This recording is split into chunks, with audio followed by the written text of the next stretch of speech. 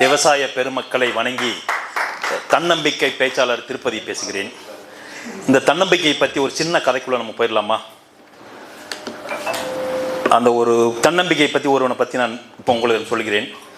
பள்ளி பாடம் படிக்கும் வயதில் வாழ்க்கை பாடம் கற்றுக்கொண்ட தருணம் அது. பள்ளிப்பாடம் கற்கும் வேளையில் வாழ்க்கை பாடம் கற்றுக்கொண்ட தருணம் இது. பேனாவும் பென்சிலும் பிடிக்கும் கையில் கடப்பாறையும் கம்பியும் கையில் கிடைத்தது. இப்படியாக வாழ்க்கை அவனுக்கு போய்கொண்டு இருக்கையில் நாட்கள் நகர்கிறது, வருடங்கள் ஓடுகிறது. அப்படி போய்கொண்டு இருக்கும்போது எப்பவும் வருடம் வரும் ஒரு பிறநாள், அந்த வருடம் வருகிறது. வரும்பொழுது இந்த வருடம் அவன் கோயிலுக்கு போய் இந்த வருடத்தில் இருந்து நம்மளுக்கு ஒரு நல்ல ஒரு வாழ்வு கிடைக்காதா என்று சாமியிடம் வேண்டி வரும்பொழுது சாமி ஒரு வரம் கொடுத்து விடுகிறார். அவருக்கு என்னவாக இருக்கும் உங்களுக்கு யாராவது தெரியுமா? அந்த மாதிரி அது என்னன்னு கேட்டிங்கன்னா, ஒரு விபத்து. போய்கொண்டிருந்த வேலையும் போக முடியாத மாதிரி விபத்து நடந்து விட்டது.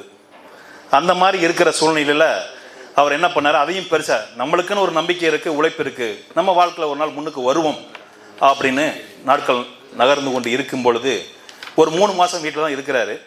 அப்புறம்தான் அவரோட சித்தப்பா வந்து ஃபோன் பண்ணி இந்த மாதிரி நான் ஒரு தொழில் பண்ண போகிறேன், என் கூட வந்து ஜாயின் பண்ணிக்கிறேன்னு கேட்குறாரு.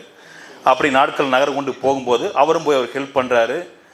சரி அப்படின்னு என் கூட நீ ஒரு 5 வருஷம் பயணம் பண்ணி கொண்டாய், நீ தனியாக செய்து கொள்னு சொல்லி ஒரு வாகனத்தை கொடுத்து அனுப்பி விடுறார்.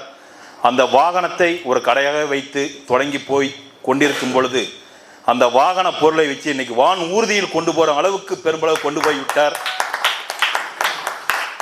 அந்த மாதிரி போய்கொண்டு வாழ்க்கை. அதனால் ஒரு மனுஷனுக்கு தன்னம்பிக்கை எல்லாம் இருந்துச்சுன்னா வாழ்க்கையில் எந்த அளவுக்கு முன்னோடியாக வழங்கலாம்னுட்டு, அது வேறு யாரும் இல்லை, நான் தான் உங்கள் முன்னாடி நிற்கிறேன்.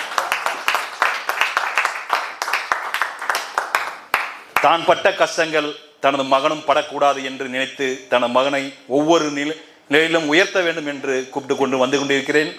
அந்த ஒரு சூழ்நிலையில் தான் ஏஎஸ் அகாடமி எனக்கு ஒரு அறிமுகம் கிடைத்தது.